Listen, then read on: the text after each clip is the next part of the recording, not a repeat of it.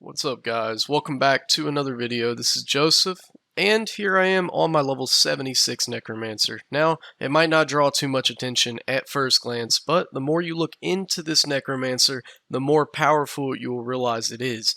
This Necromancer can finish any dungeon and outdamages many level 100 players, even only at level 76. Now, when you first build into a Bone Spear Necro, you might not realize how powerful it can be, and it kind of stirs many players away from Necro, saying it's bad. But I do assure you, as you level it up, you will realize the full power of this build and how much damage it can really do.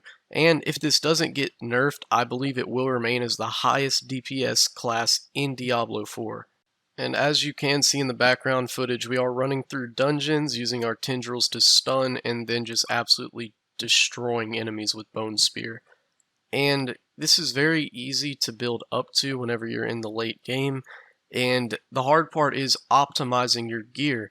But I am going into all that today. I'm going to show you my exact build and how you can do over 1 million damage per second.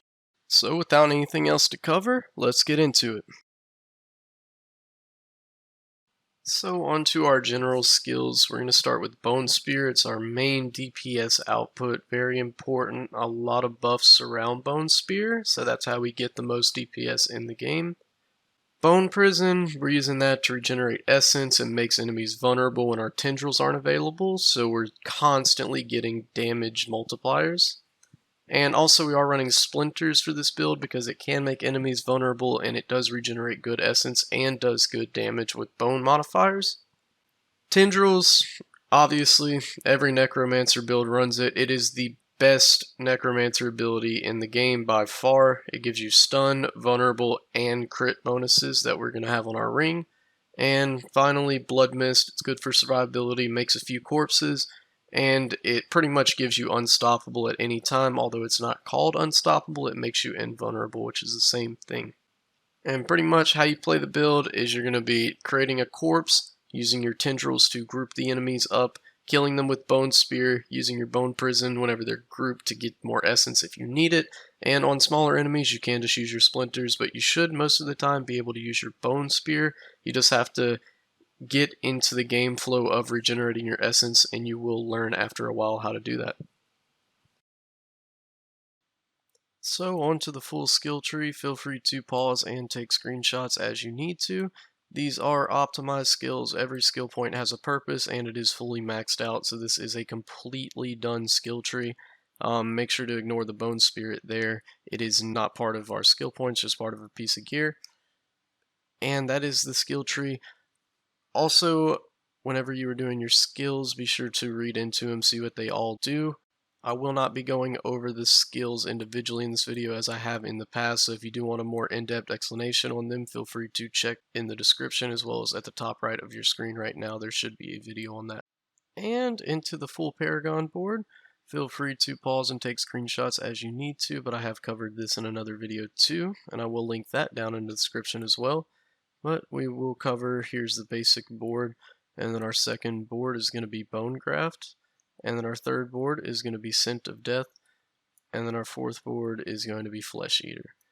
So there's your full Paragon, and with that being covered, we're going to go ahead and get into our gear. So let's go ahead and go on to our most important imprints here. Now this is not exactly how my gear is set up, but I will have a full gear overview of my specific gear after I go over the most important imprints.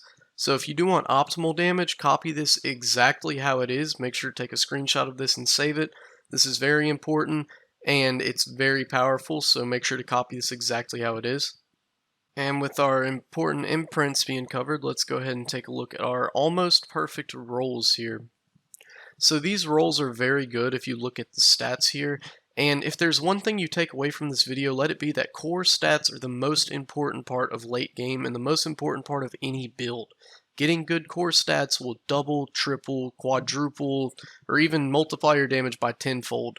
You really need good core stats, and if you take a look at some of my gear here that I've highlighted, I have almost perfect rolls on it. So take a screenshot of this, model your build after it. Obviously not everything's perfect, but the not perfect should be pretty obvious, such as Skeletal Warriors inherit part of your thorns. But with our roles being covered, we're going to go ahead and get into the full gear showcase.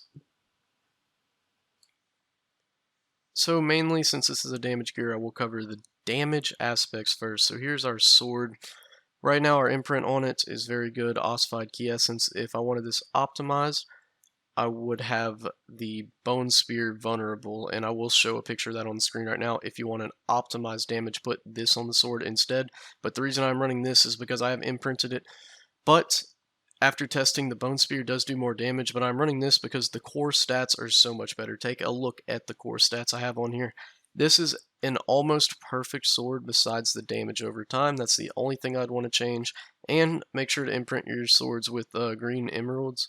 Highest rank you can get them if you aren't level 70 or higher. Go ahead and get the lower level emeralds. They're still worth it. But let's go ahead and take a look at our gauntlets here. These are another damage item. You can put damage aspects on your gauntlets, so be sure to be doing that. I have this right here. You can put whatever imprint you want on it, but check out the core stats. They're very nice. You want to be going for these core stats. This is how you do the build. Imprints are nice. They're a good boost, but getting your core stats up will boost your damage so much. And I have another video that goes more in depth on the imprints and how to get them and how to get this, gear like this. So if you want to see that, go ahead and check down in the description. But moving on to our amulets and our rings over here. So on our first ring, we have that you deal 32% increased damage to stunned enemies, very nice. And also our core stats are very nice on this. They are actually almost perfect besides the skeletal warriors because we are not running a minions build. But that aside, this is a very nice piece, and that's what stacking all of these core stats is what gets you up over the millions of damage. And on to our other ring. This is a very nice ring right here. We have a max stat, and this is a very important imprint. This imprint, you gain 20% increased crit strike chance, 60% bonus crit strike damage when you do tendrils. And the core stats here are perfect. This is a perfect ring. This will probably last me till I'm about level 100 until I get another one or another perfect roll. But make sure to be running this. And actually, if you wanted to optimize this even further, you would swap this imprint with the one we have on our amulet here. So this is the other one you would swap besides the one I mentioned on the sword where you'd get the bone spear vulnerable. But you would swap these two imprints right here if you want to get this even slightly more optimized. The reason I don't have this is because my rolls are so good and the power is so high on these items that I have not gotten better items yet. But I am working towards that, and I will have a 100% complete guide out at level 100. So expect that in the upcoming weeks. But right now, this is the highest DPS build in Diablo 4. And just to take a look at the other pieces I have, this helmet is very good for the Bone Spear build. Make sure to pick up one of these with good stats. And the stats on uniques are always pretty set. You can get a roll between the two numbers, but the same core stats will always be there, so just get this unique at a high power and run it.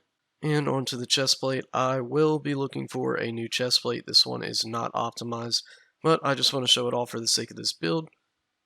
Onto the pants. This is good for survivability, +3 potion capacity, very nice. Now, when you are glass cannon, you want as much survivability as you can, and this gives you the most bang for your buck, as they say, so we're going to use Bone Storm to get that barrier here on the pants, +3 potion capacity. You will be spamming potions a lot with this build.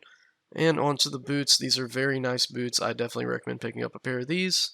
And here we are at the outro. Hope you guys did enjoy this video. I worked really hard on it. I did want to get it out quickly because this could get nerfed at any time. But Necromancer is kind of slept on in the community, so I don't foresee it getting nerfed. But I hope you guys did enjoy. Please do like and subscribe.